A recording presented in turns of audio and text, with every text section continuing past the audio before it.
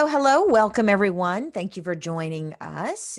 This is a presentation by Lean DEI, all about diversity and inclusion, not something that will fix itself. And as we are waiting for folks to come on in, I just want to say thank you for joining us. We will leave time at the end for questions, but don't hesitate to interrupt us anytime by putting your questions in the chat box. And we'll get started in just a moment.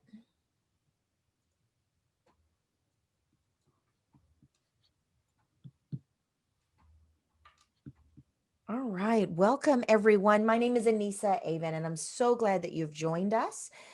This is Lean DEI's presentation around diversity and inclusion, not something that's going to fix itself. So we're very happy that you're spending your lunch break with us. Lean DEI very quickly combines next-gen artificial intelligence with high-touch people development to deliver a right-sized solution for building an inclusive culture. And I think you're going to find what we're sharing with you today very interesting. And so as we begin, I want to introduce our management team and talk a little bit about what we're going to present today and what we hope you'll take away. My name is Anissa Avon, and I am the CEO of TurnKey Coaching and Development Solutions. Founded the company in 2004 with the entire intent being centralizing coaching and learning development solutions through a single source enterprise offering. We provide coaching, training, management consulting, strategic growth planning for organizations of medium to large size. And we've got coaches and trainers and master consultants in every major metropolitan area in the US and in key hubs globally. But what I'm most excited about right now is being a part of this pretty amazing team for both personal and professional reasons. From a personal reason, building equity and fairness in our world takes on a whole new meaning when like myself, I was raised with a racist family, and I love them, and they're good people, and they just didn't know that a lot of the biases and the things that we believed or we were taught to believe are in fact meant and designed to keep marginalized groups down. And only through the work that our trainers do inside inclusion and diversity with a wide array of companies and organizations have we really begun to see that the challenge is real, and it's not just personal, but it transcends all boundaries into our work life. So super excited to also introduce you to our my co-managers with Lean DEI, Shweta Pai and Vivek Mehta. Shweta, will you introduce yourself? Sure. Thanks, Anissa. Yeah, I'm Shweta Pai. I have, for the last 5 years, been in the D&I tech space with my startup called Org Analytics. Before that, I was my career is rooted in finance and strategy. But one thing I saw while working for very large multinational companies and investment banks was that there was a definite kind of focus on diversity and inclusion from a lot of the leadership at all of these companies, but every time they missed the mark. And they missed the mark in the programs and the investments they made. And, for someone like me, who's a person of color, who's a woman of color, it just, none of these diversity programs really, I knew that there was good intent behind it, but it didn't have the right amount of effect. And it didn't necessarily end up helping or having any impact whatsoever oftentimes. So I created a solution to help companies measure inclusion so that you could at least understand whether the investments that you're making are having the impact that you want them to have. But we all know that just measuring isn't enough. And that's why I'm really excited about Lean DEI, because it's an actual holistic end-to-end solution. And that's what I'm excited to kind of talk to you guys more, get more feedback, and to really see how we can help you guys come up with a program or to have D&I programs in place that actually make an impact to the people on the ground, like I was in these large companies. Vivek, I'll turn it over to you. Sounds good. Thanks, Vita. Hey, everyone. My name is Vivek. I'm the CEO of Weave. We help people leaders to build happy and high-performing teams. In my previous life, I was a consultant for Fortune 100 companies. My job was basically bouncing from company to company in different industries, different sizes. And in doing that, I started to see a trend, which was this growing disconnect between employees and leaders. For a bunch of reasons, we have a faster pace of work, we have new technologies. Most recently, we've had a massive shift to remote work.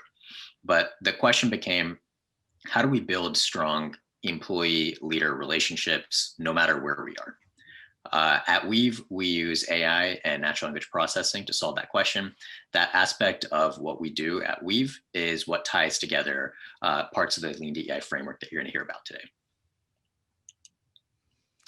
Beautiful. Thank you. So our agenda, we're going to touch on the DEI landscape. That's the diversity, equity, and inclusion landscape. What's working, what's not, even touching on the business case. How do you make that business case? And what's the facts of society at large? What's happening right now? We're going to address that elephant in the room. I was just sharing with Vivek and Swetha 10 minutes ago how I just read an article this week about how the UK government is axing all unconscious bias training because it doesn't work. In fact, it might even build prejudices. So we're going to talk about, okay, if we don't address unconscious biases, what is it that we are going to do instead to actually produce results? We're also going to talk about building the right sized solution. Which looks like, okay, you do have to identify where are the gaps, who's feeling including, who's not feeling, and who's feeling excluded. And why does that matter? The bottom line, what is it about all this touchy feely stuff? Does it actually impact revenue and profitability? And it does. So we also going to want to talk about engaging employees, building the program so that you've got champions to support whatever initiative you're in charge of seeing through. We want to get you crowdsource, so to speak, of champions for your projects. We also want to solve for inclusion, equity, and fairness. And that looks like coaching and training and mentoring and that high touch people development and people support that's required to make an effective program. Cool. So as we all know, the world is changing. We can try to keep up, we can get run over, or we can actually drive that change. At this point, we're all familiar with the stats. Inclusive organizations are more innovative, they have higher returns, they have lower turnover, they capture more market share than their less diverse peers, but we still see companies continue to face challenges. In about 5 minutes of Googling, we're able to pull up a bunch of articles on how Bon Appetit has a culture of microaggressions. We see Facebook and Google have employees speaking out about racism. WeWork is being sued for age discrimination. I believe last week, Del Taco paid out $1 million in a sexual harassment lawsuit. One example that we think is pretty representative here is some of y'all may remember in 2018, Starbucks was in the press because they had a manager who called the police on 2 Black customers. They were just waiting for a friend sitting at a table. In response, Starbucks very publicly shut down all 8,000 of their stores to do trainings. They spent a lot of time, money, resources in trying to address this problem very fast. But now you fast forward to 2020 and they're back in the news for banning employees for wearing BLM attire. The lesson here is that despite the fact that they're taking the issue quite seriously, they're pouring impressive resources into trainings, the culture itself is slow to change because they're acting very reactively. Which begs a question, with companies being aware of the benefits of being inclusive and diverse, and more importantly, they're well aware of the costs of not doing so, what's the gap? Where are they missing out? Yeah. Go ahead. No, and we have looked at these D&I initiatives across a lot of different companies and across a lot of different organizations throughout all of our work. And what we found are a few key trends that we keep seeing over and over again. And like Vivek mentioned, one of the things was around, what happened with Starbucks, but then they're not unique in this. But we often see that there is this reactive piecemeal approach to DEI programs that often ends up backfiring. Also, a lot of these DEI programs end up being very top down and centralized. Because of that structure, they tend to be really broad in scope and generic, and they don't necessarily reach down to those operational leaders and support them in ways that they can actually action and make sure that the people who are impacted actually feel and get that support and that investment and the benefit. And because of all of this, there's also no real way to measure ROI or any kind of return and hold accountability, which then makes the long-term impact of these initiatives really, really hard to measure, or even to see how we're moving the needle. Everybody has been investing in this space for 30 years, but we haven't seemed to make much of a difference for the amount of money companies have poured into this. So with all of this, what is the big gap? And one thing that we've also realized, and this is where, to Anissa's point earlier, we know that not all discrimination is obvious, and that not all solutions are effective. So, how can we address this when we know that it is something that can be a covert or an overt problem, and it's and not everybody who has an answer will be the right one for you. So what does this mean for our programs? We've hinted to the fact that there's some division going on. There's a lot of polarization around the need for inclusion and diversity programs, and particularly about the type of training that you bring to your majority groups. So what's happening right now is that training is often viewed as divisive. When we've been talking to some clients recently, and one of them just this week mentioned that they were talking about bringing in specifically unconscious bias training. And one of her board members said, well, that's really political. And it really took her aback, because she's like, well, it's required. It's just, that's like saying you want to be a baker, but you don't ever want to learn what flour is. How does that work? Right. But the truth is that depending on how it's presented, training can be divisive. We know that coaching one-on-one is really effective, but most organizations don't have the budget for one-on-one coaching. That can be expensive, and it can be certainly unpredictable. We know that awareness building programs fail to inspire. They are a part of the plan, but they are not the only part of the plan. So there has to be an ongoing effort towards awareness building, because awareness alone isn't going to inspire appreciation and respect for differences. We know that diversity policies can backfire.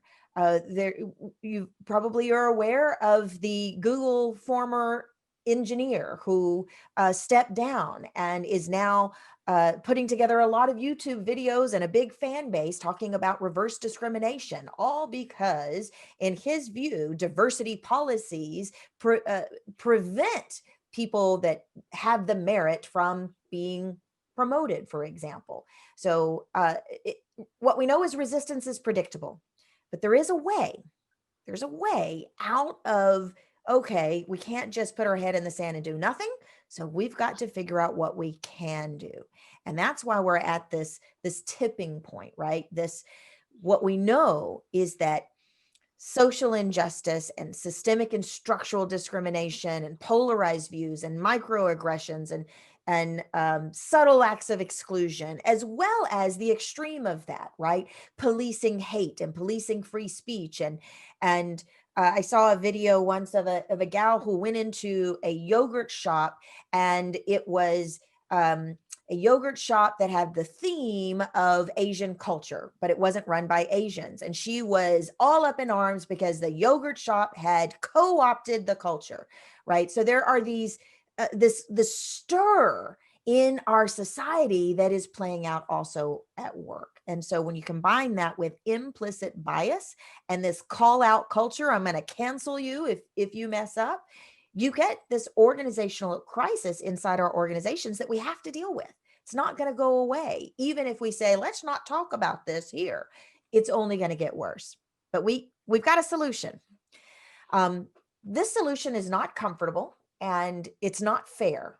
I'm just going to say that right now. You know, the last week or so, earlier this month, we did a similar webinar, and this particular piece really got me to thinking. So I'm going to share it with you, and I invite you to ask your questions around it. We know that whenever a person's social identity is challenged, or a person feels backed up against the wall, when their identity as part of a majority group is viewed as the cause of a minority group's suffering, right? And part of this is around that social identity theory, which was popularized back in 1986 and research done by Teifel and Turner.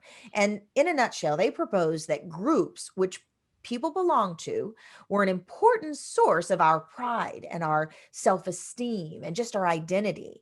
And so there's this automatic response where group members experience social identity threats when the moral behavior of the entire group is calling into question. And the automatic response to that is defensiveness, is anger, is resistance. So even though at some point, all training programs and all initiatives will have to address the implicit biases of an organization that create a stall on your diversity and inclusion goals. It's probably not going to work if we start out with that. And that's why, to extinguish this fuse of resistance, we want to focus on what's the progress that's been made, where are we, and where do we want to head. We want to focus on the value of diversity. There's so many research studies now around how much more successful organizations are, how much more innovative, how much more profitable they are when they invest in diversity, cognitive diversity, and diversity of across all of, we'll call it all of the spectrum of diversity, right?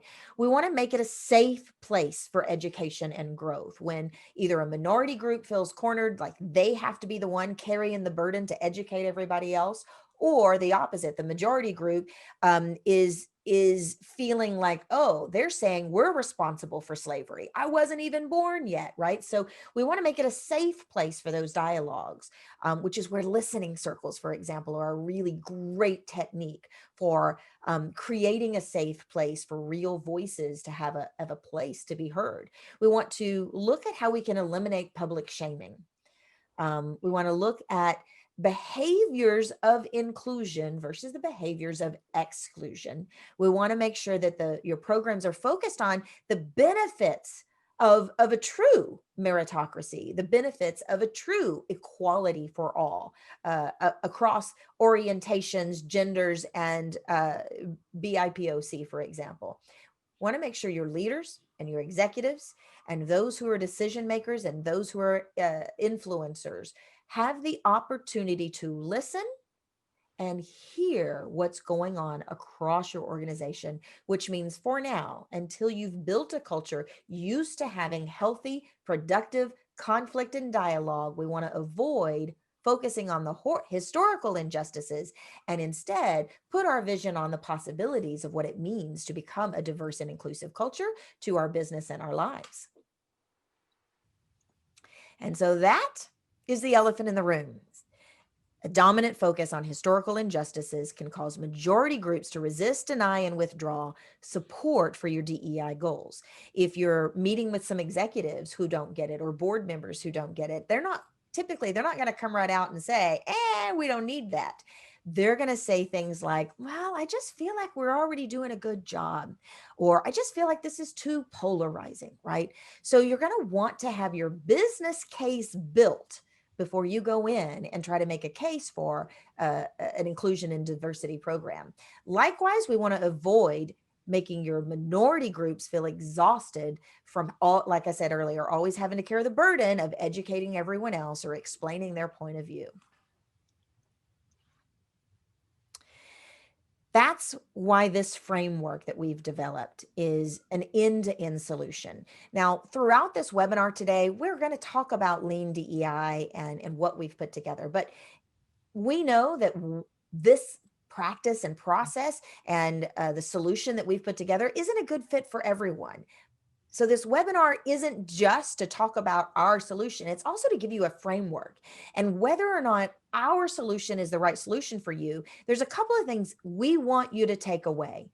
And that is, you want to look for an end-to-end solution that includes all the right elements in the right time and the right size to create that inclusive workplace. So we want to be able to enable your diverse hiring. We want to look at team building and decision making at all levels of your organization in order to create that culture shift that you're really looking for.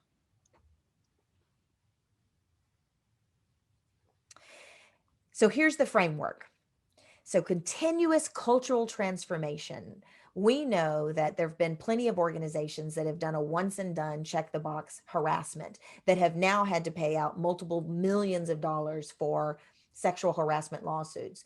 We know that many organizations have e-learning that's required of their managers every single year around discrimination and how to make sure they're not discriminating in the workplace. And yet, nearly every day, there's another report of another organization having to pay 10 million for a wrongful termination or a discrimination lawsuit.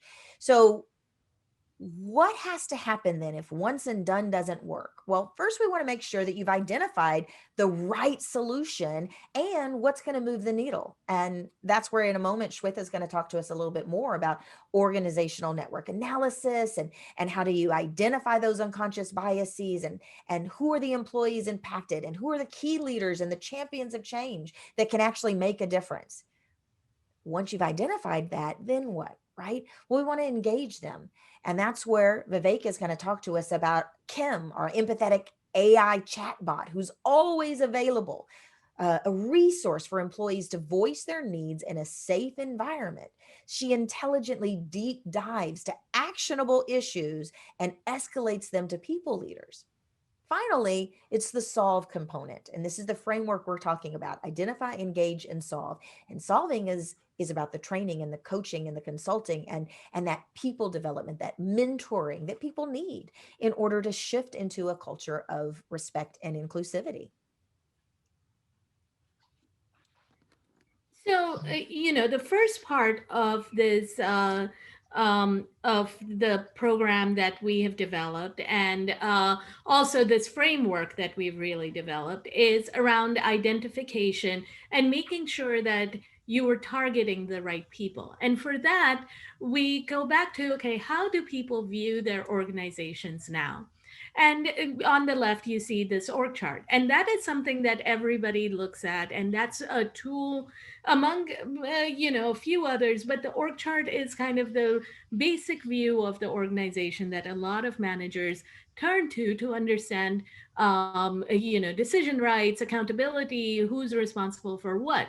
But we know that this org chart isn't really the full story on how people really interact with each other.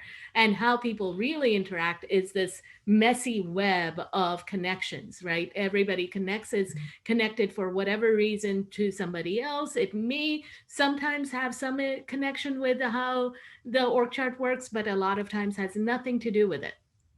And the interesting part is when something like a new person with diverse ideas come into play, it's this organization that kind of starts to flex its muscles. And that's how you flex to accommodate new ideas, to accommodate that tension, to accommodate and ensure that people feel welcome, that new ideas are incorporated. So this is where we start to use technology to really look under the hood. Because once we do that, we can actually see how people are really connecting with each other. So our technology can, and this is just in general, network analysis can look at relationships, but then come up with network maps that measure these relationships and their impact on the organization as a whole. So much like the org chart, but think of it as looking under the hood of the org chart. And then we have machine learning models that come in at the back end to do diagnostic tools to say, okay, who are those people? Now, on the left-hand side, what you see is just a screenshot kind of video of what our tool, and this is just org network analysis tool, really looks like. And this is an organization that we did a while ago that was a global organization, but they had, as you can see here, a lot of different kind of disparate silos. So all of the circles are different people. And then each of the lines that connect them are those relationships that they are developing. And what you can see is that people are clustered separately. But then there are people who are on the periphery, but then there are also those big circles. Those are the people who a lot of people connect to. So they have a lot of influence.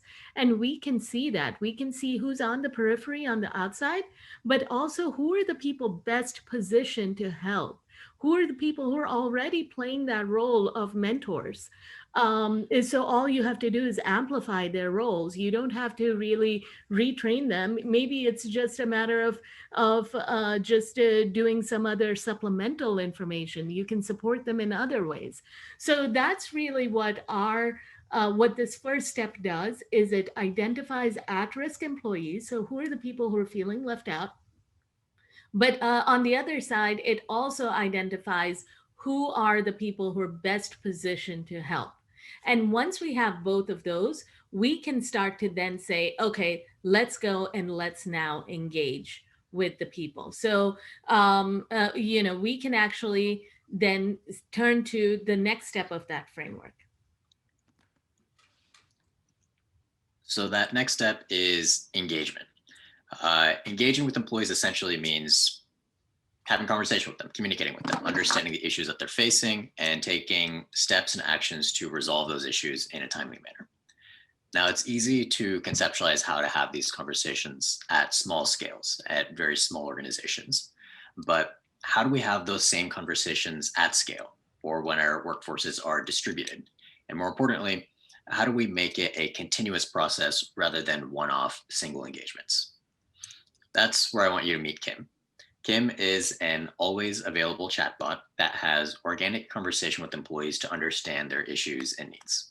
She lives on your messaging channel, like a Slack or a Microsoft Teams, and she's got this very unique combination of anonymity plus empathy, which creates the perfect space for very candid feedback. And that's because employees feel that they're not being judged, that they can talk transparently and openly with confidence. Now, there are two ways that an employee can chat with Kim, and whether or not you're using the Lean DEI framework, we recommend that you have these communication pipelines for your employees. First is anytime an employee wants to escalate an issue, they can reach out to Kim, and that'll be a straight pipeline up to leadership. More commonly, when leaders want to understand employee thoughts on particular topic areas, Kim can reach out and have that conversation at scale. Now, out of the box, we support a ton of different key DEI use cases. So we see Kim having a lot of conversations around decision-making influence, trust and belonging, tolerance, career development, et cetera. But the real question is, how do we know which conversations to have with which groups of employees? And that's where that network analysis comes in. Network analysis can tell us which conversations to have with which employees. For example, I may see from my network map that most of my Black engineers are on the periphery. They're not connected to influential decision makers or strong mentors. Kim can engage with those employees, understand their on-the-ground reality, their immediate needs, and how do we address them. to kind of preface and set the stage, these conversations are not reactive. We're not jumping in after the fact to say, hey, are you experiencing discrimination?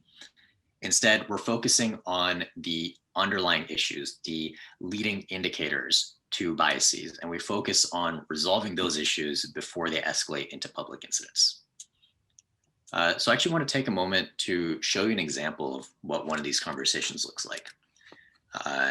So I'm going to jump over to my chat screen here. And here I'm playing the role of an employee who works for a company called Acme Bank. I have chatted with Kim a couple of times in the past before, so I'm familiar with who she is, what's happening with my data, et cetera. Now she's reached back out to me to understand my thoughts about influence and mentorship at the organization. So I'm going to jump into this conversation. The first thing she wants to know is, do you feel like you're included in decisions that impact your work? I'm going to say, not really. Just last week, I was trying to convince my manager to extend our deadline, but no one listened. Now, all my spelling mistakes and such get cleaned up by Kim in the back end. She is also going to use natural language processing to try and understand where to dive in. So based off of this response, she wants to understand if this is a trend that I'm experiencing at my company. So I'm going to say, yeah, they have a weekly meeting where everyone is supposed to have input on decisions, but it's usually just the same few people deciding everything. Now, in addition to natural language processing, Kim is also using a couple forms of emotional analysis. In this case, she wants to empathize with me that this is something that's frustrating. Much more importantly, Kim can integrate with your existing systems. In this case, this company has a learning management system, and based off of this employee saying that they didn't really have the right influence in decision-making meetings, Kim's able to route them to a course that might be helpful. And when I click on this link, it opens up into courses on increasing my influence in meetings. Now, the next question she's asking if there's anyone in management or leadership that advocates for me. I'm going to say, kind of. I like Jen. She's really helpful, but it's hard to get on her calendar. A bit of a wishy-washy answer here. So in this case, to show you another example of how Kim can work with your existing programs, this company has a mentorship program, and based off of my response here, Kim wants to route me and let me know that there's a program that could be helpful for me to connect with a senior leader that can advocate for me. Now, the last thing I want to show you here is part of the benefit of having this conversational experience, which is that I don't have to be restricted to this necessarily just answering questions. I can ask questions back. For example, a common question that we get is, are you really anonymous? What's happening to my data? Is it secure? Those kinds of things. So Kim is able to understand these questions in context, give me a response to it before she returns back to what she was asking. Now, where this becomes much more impactful is when we're dealing with issues that we don't want a bot to handle. So if I was to say something like, I'm being bullied or I'm facing a harassment issue or something of that nature, these are things that Kim can immediately flag for and put me up into an escalation flow so that the right person can contact me and talk to me directly. So this is just a quick demo example of a conversation. We may not have all these different examples of routing in a real scenario, but it's an example of the pipelines that should be available to your employees in terms of how they should get the right resources at the right time when they express their needs. I'm going to jump back over to the deck here.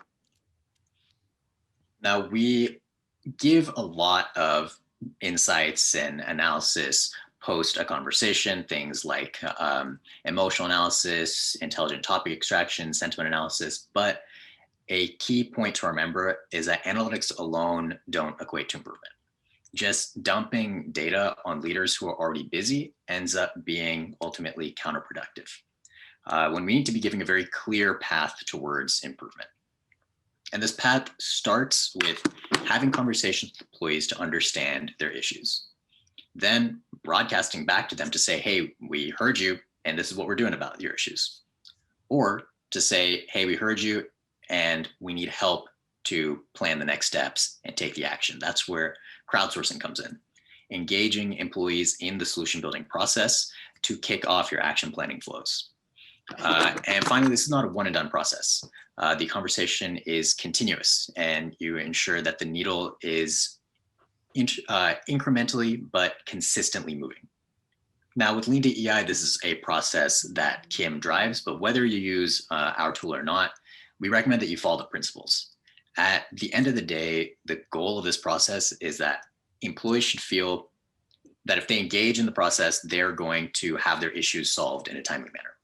And leaders should feel that if they engage, they will always know what step to take next. They're never going to ask, okay, what do I do now, when moving from identification to resolution of an employee issue. Now, what this means is that now we've talked to employees about the biases that they're facing, and we've delivered insights to the leaders who are positioned to make a change. Now that we've defined this process, we need to make sure that people leaders are making the right decisions and that they're taking the right actions. Excellent, Vivek. So this is where we come into, so what are the elements that will, once you know what to solve, what are the elements of a really comprehensive diversity, equity, and inclusion program? So we know that mentoring works, and it's really important. And here we want you to focus it on diversity, but what we're really saying is make sure that those folks who were identified in your network analysis that are on the margins, that don't necessarily have a great network, have career opportunities, and matching them with mentors who are also passionate about supporting others is just needs to be a part of your diversity culture shift, for example. The next piece is about establishing a diversity focused recruiting plan, making sure that you're in the right places in order to ensure diverse recruiting and diverse options in your talent pool. You want to facilitate awareness, and yes, that does include some unconscious bias, anti-racism, and inclusion training. If you're with one of the organizations that are thinking that unconscious bias training needs to take a hike, we're focusing on celebrating diversity in the workplace. Inside that, we still have to talk about the differences and how that triggers people and people's experiences being people of color or gender minority, et cetera, et cetera. So you want to shift the attention of the training to map with those who are the decision makers making the decisions. Additionally, you want to review and fine tune your discrimination and harassment policies. If you've got the same policies you had 10 years ago, they probably need to be taken off the shelf and reevaluated. You want to inspect and improve your complaint systems. Just because you have a complaint system doesn't mean everyone's going to start complaining about harassment. What you don't want is for that harassment to be there, the social shift that's happening for people to be more aware and more willing to stand their ground, and you don't have a proper mechanism to listen and then to respond. Fostering diversified business networks and cross-company networking by establishing ERGs or employee resources group. If you haven't already, appoint a diversity inclusivity manager and even ideally a DEI leadership council with some of those champions of change that you identified earlier. You want to create a safe place for conversations about race and diversity. It's happening. Can't stop it. So we want it to be a safe place. That's where those discussion circles, for example, come in. You want to inspire culture change via top-down support of your D&I resolutions and values. And the behavior at the top, the values and the behaviors that are represented with your leadership team is how the culture will see its commitment to your IND initiatives. And finally, this is a ongoing change management, continuous improvement process. So if we look at the right sized solutions, right? We keep saying that because a lot of organizations will literally say, let's get all of our leaders anti-racism coaching, or let's do a mass training and require everyone to be there. And in key situations, that's also required, but it's not sustainable, is it? So what we want to do is to make sure that your mentoring is with the right people that are actually going to be engaged and know how to mentor and are eager to support this initiative, right? We want to make sure that you've trained your internal trainers to be able to navigate tough conversations. Those facilitated discussion circles are one of the greatest ways to make sure that your employees know that this matters to you and that you're listening and you're going to create that safe place, even though it's going to be uncomfortable and even though there are going to be aspects of the company that get it wrong, because we're going to get it wrong. But it's about effort and intention and sustainable movement that your employees are going to really take to heart. Finally, micro consulting.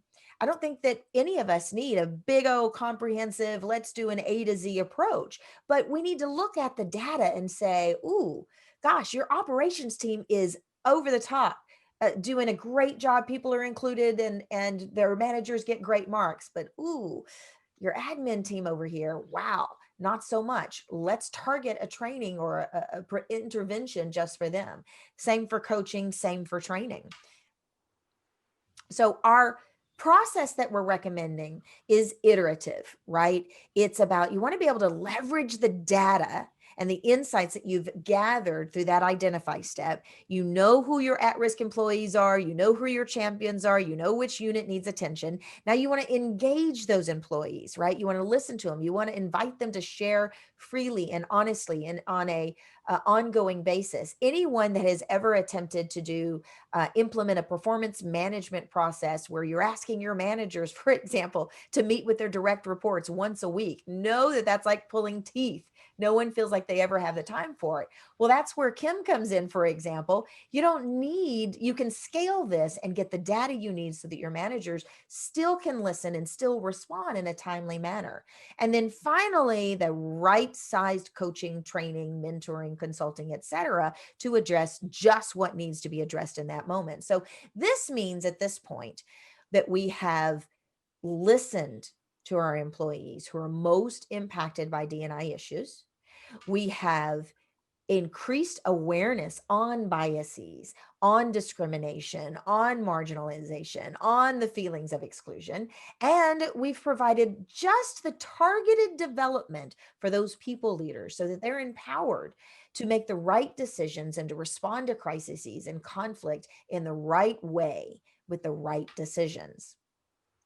So in a nutshell, that framework is what we believe any organization that is committed to expanding their I&D results. And just a little bit about, what we need to do next is help you identify where are the weaknesses that you want to overcome and how can we answer questions.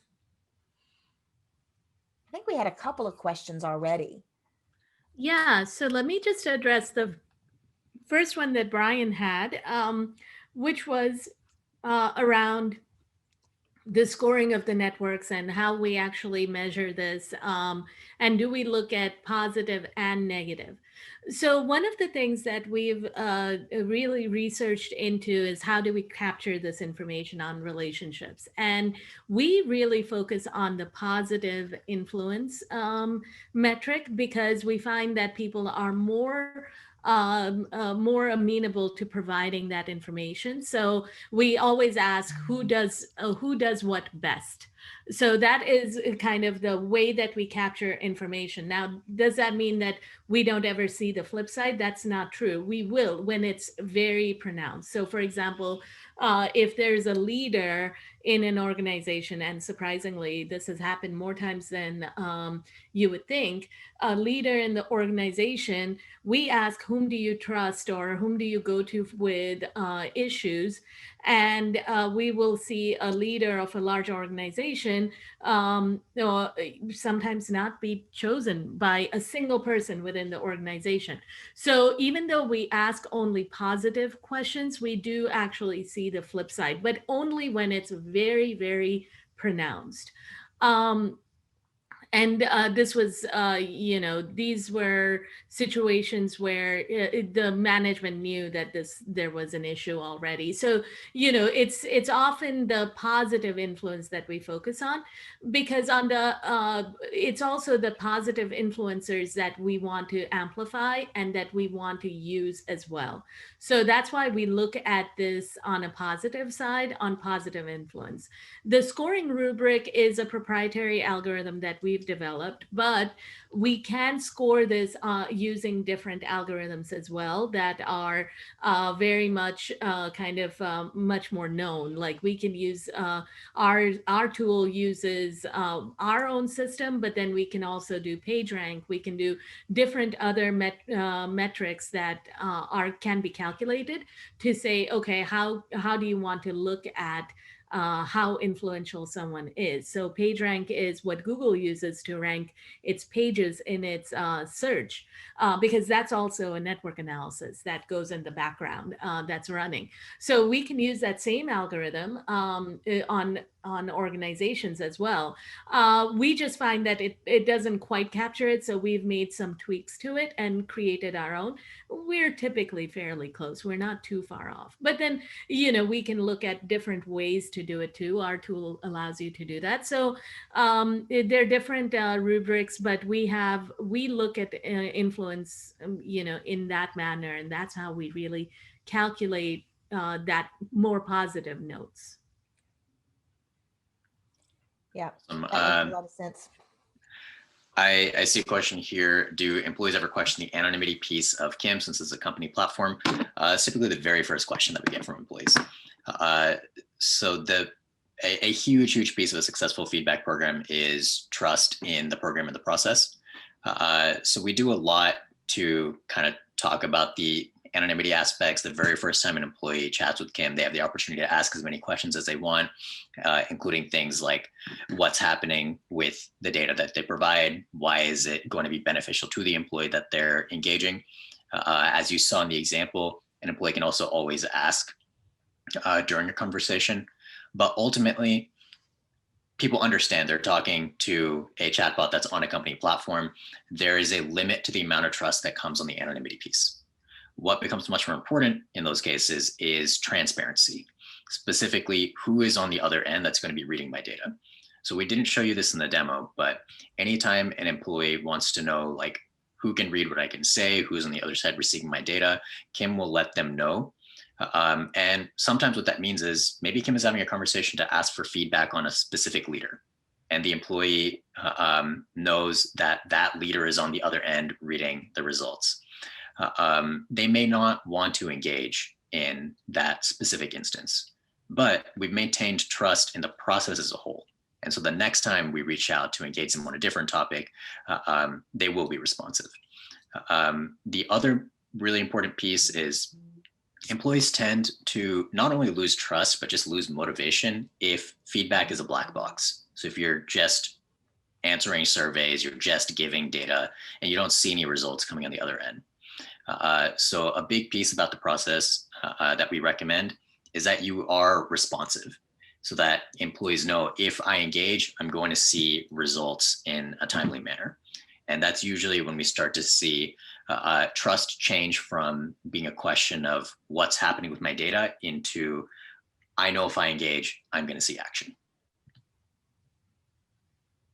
Very good, Vivek. I see a question here as well as I want to correct something I misspoke. So thank you, Bettina, for pointing out that yes, gender minority is absolutely includes non-binary and trans. And we oftentimes refer to that as sexual and gender minority. And I'm seeing it referred to as SGM in a lot of the research papers and what have you. And so that includes the spectrum of sexual orientation as well as non-binary gender. So thank you for that. And Bettina, you also ask, how do we support a community that greatly cares about the history behind social injustice and not make them feel like they are being ignored if we don't address history?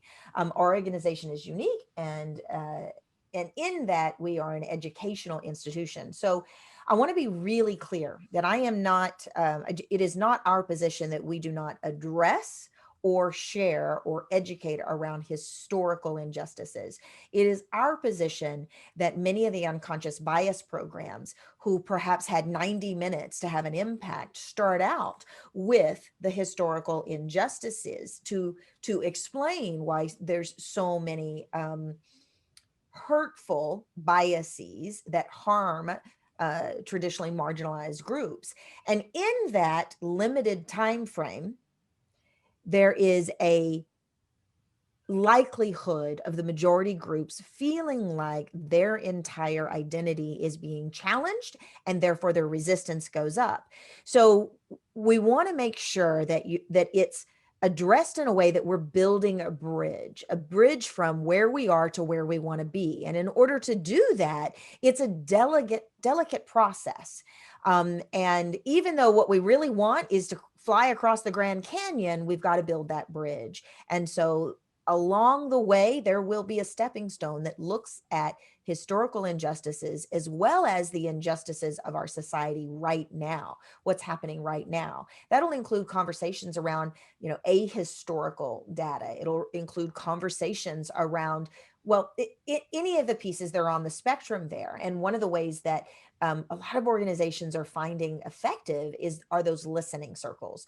And then it is a self-initiated, safe place, if they're done correctly, where individuals who are non-majority groups can share as in a safe place.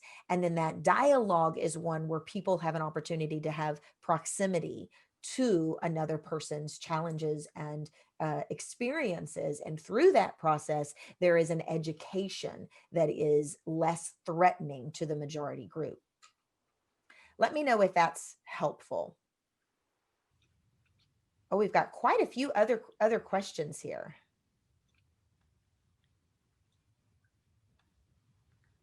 So one quick thing, Brian, firstly, thank you for all that great insight that you just posted. We love it. But to your point about the higher education and public higher education and budgetary constraints, we've worked with a lot of different types of organizations, both public and private. So we can definitely have the conversation. Budget would not be a huge constraint. We can work with whatever we need, but and as far as affordability, but let us know, reach out, and we'll just set up a call and just talk about it. That's a really good, important point, Shweta. The other piece that we really believe is important is why we keep saying the right size solution, right? A lot of exactly grandiose programs are simply unaffordable for many organizations, and particularly in education. So we want to make sure it's the micro solution, the minimum effective dose to support you to the next level and the next level. So one question that I see here, Keith asks, is it advisable to suggest to your group that we may be having difficult and uncomfortable conversations when dealing with D&I, or is that setting up even more resistance by posing that statement? I do know that there are various opinions on this, but having come from personally having delivered 5,000 plus hours of training and coaching and management consulting, it is our policy at our company that it is better to acknowledge the elephant in the room and have people know that this could be uncomfortable. And there are certain boundaries and rules of the road as we move forward that we will all agree with. And that those are things like the boundaries of not taking things personal, using I language, making it a judgment-free zone, escalating issues when discrimination or unethical things, et cetera, are shared. So having your policies and your practices in place when it does get uncomfortable, and then making sure your leaders they don't have to know the ins and outs of equity and fairness and social justice, right? To be effective at managing this change, this shift, this goal. What they do have to be effective at is managing and diffusing conflict. And that's a skill set that would transcend any DEI initiative into simply becoming better managers. And I know a lot of organizations will bring in conflict management training, but in this situation, it's also communication effectiveness. That I love what Brian wrote earlier about check out brave spaces. Did I read that right? Yeah. Yeah. Check out brave space versus safe space, because that's also what we're going to want your leaders to understand, is that there is a courage that has to be allowed to uh, be born, so to speak, in order to move towards a culture of respect and inclusivity. Yeah. Yeah, you have to cultivate that courage, that ability, and give people that strength. And it doesn't come natural, and we also don't want to force it. Many of us know that if you're in a room where people are talking about it and one person is all of a sudden, well, you haven't said anything, how do you feel? That can't be a piece of this. It has to, over time, when that person is ready, they will share their heart as well. Or what we find is that as organizations shift, those who are no longer a cultural fit will find their way out, Yeah. which isn't a bad thing either. Yeah. Well, and it's also that we also have to remember that when there is a culture of exclusivity, not inclusivity, people are hardwired to reciprocate, they're not Right. hardwired to fight the system, to, speak up. So if to have organizations and even leaders who are willing to stand up against the grain, if you will, you have to give that space. You have to make them feel like they will be supported, because it's counter to all the instincts that you would have. And that's a perfect opening for Vivek. Talk a little bit about what happens when employees don't feel comfortable in listening circles or speaking up in training, or they're not a good fit for one-on-one coaching. How exactly does Kim engage with them so that they too have a voice? That's a great spot for anonymous feedback. So there's a couple of pieces to that. First, you need to know what are the employee groups that you want to reach out to. So you may understand that someone belongs to a group that's sitting on the periphery of your network map. And there are certain employees in there that may be a great fit for in-person listening circles. They may engage better in one-on-one environments, but then you also have people that want the more anonymous experience. And for them, a resource like Kim is very helpful, because not only can we have the conversation to uncover the issues, to anonymously escalate them, but once the person becomes comfortable sharing in that anonymous environment, at that point, if relevant, then we can route them into more intimate listening circles or one-on-one sessions. The idea is you're never replacing a human conversation through a AI chatbot. It's more about do your diagnosis and build out your communication pipelines and process the kinds of things that are very time consuming for a leader, so that your leaders can focus their one-on-one time on being very effective and having the most impact in conversation. Yeah, absolutely. Can you also share a little bit with us? I know that we're closing in out right now. We also share a little bit with us about what happens when a manager gets this data, right? Even if it is anonymous, managers oftentimes don't know what to do with it. They don't always have a resource for how do I handle this? How are organizations using the data, either aggregate or through the dashboard, to be responsive in a timely manner? That's a good question. So the most important piece, like I mentioned, is you can't just dump data. You have to give a proper pathway to improvement.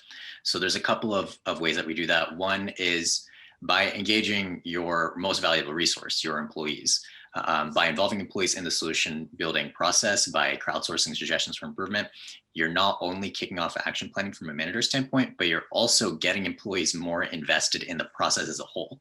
When they start to see that their recommendations are being listened to and implemented, they're going to continue to not only engage more in the feedback process, they're going to bring other employees in with them.